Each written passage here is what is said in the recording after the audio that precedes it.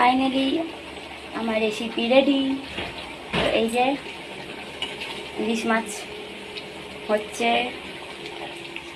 বললাম তো সর্ষে দিয়ে পোস্ত ইলিশ মাছ। এই যে কচুর তরকারি, আর ভাত তো দেখানোর কিছু নেই, হয়ে গেছে।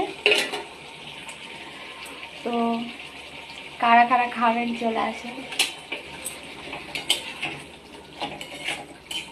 এখন বাজে বেলা 3টে,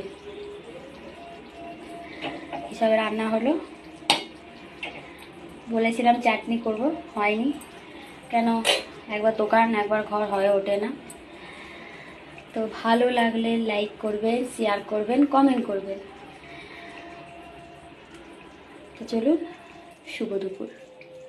সবার যেন রবিবারটা খুব ভালো কাটে।